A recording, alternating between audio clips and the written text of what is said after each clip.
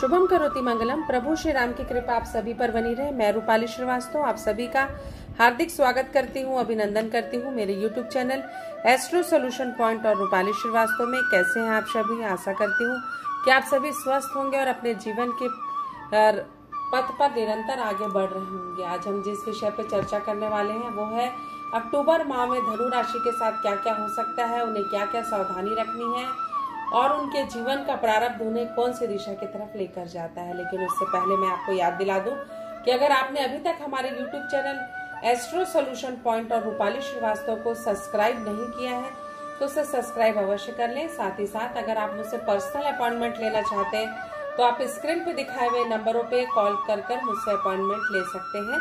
तो चलिए चर्चा करते हैं कि धनु राशि वालों के साथ अक्टूबर माह में क्या क्या हो सकता है। सबसे पहले तो आपको बहुत ज़्यादा भावुक होने की आवश्यकता नहीं है।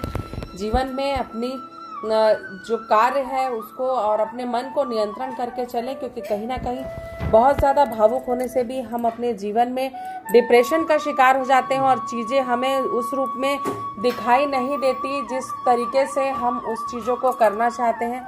तो सबसे पहले हमको अपनी मानसिक स्थिति को प्रबल कर चलना होगा, तभी हम अपने लिए जीवन में आगे की तरफ अपने कार्य का निर्धारण कर पाएंगे। साथ ही साथ आपको कुछ नए चेंजेस भी करने पड़ सकते हैं अपने कार्य व्यापार में, जिससे कि आपके जीवन में एक नया मोड़ आएगा। आपको मित्रों का सहयोग प्राप्त होगा, लेकिन थोड़ा कहीं ना कहीं मानसिक रूप से आप परेशान रह सकते हैं। अति भावुक होना आपके लिए ठीक नहीं है। कई बार हम भविष्य की चिंताओं को करके भी इतना ज़्यादा चिंतित हो जाते हैं कि हम अपने वर्तमान को खराब करने लगते हैं। तो इस चीज़ों से अपने आप को बाहर निकालने के लिए आपके लिए आवश्यक है कि आप अपने समय के निर्धारण के अनुसार अपने कार्य को संपन्न करें। चीज़ों को किस प्रकार आप करना चाहते हैं उसकी एक रूपरेखा बना लें, ताकि आप अपने रास्ते पर सही ढंग से चल सकें।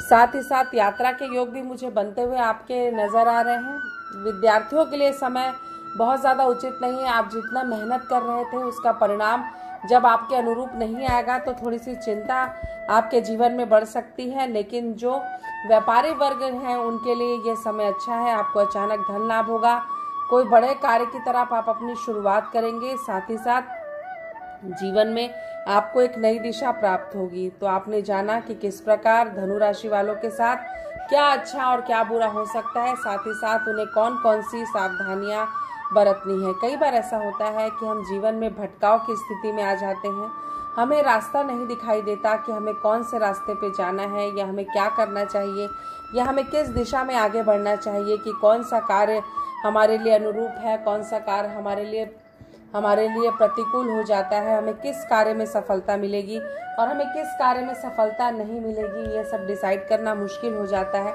लेकिन अगर हमारे मन पर, हमारे भावनाओं पे हमारा नियंत्रण रहता है तो हम प्रॉपर उस रास्ते पर चलकर अपने लिए मार्ग ढूंढ लेते हैं। तो कुछ इसी प्रकार धनु राशि की भी स्थिति है। तो कुल मिलाकर आपको सही मार्ग का चयन करना है ताकि आप अपनी डेस्टिनी तक पहुंच सके।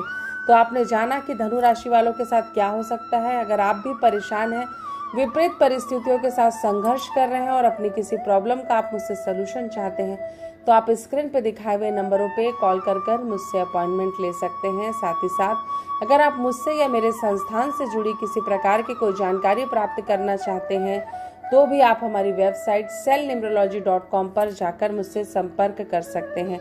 आप सभी स्वस्थ रहें, मस्त रहें और जीवन में सभी सही दिशा में आगे बढ़ें।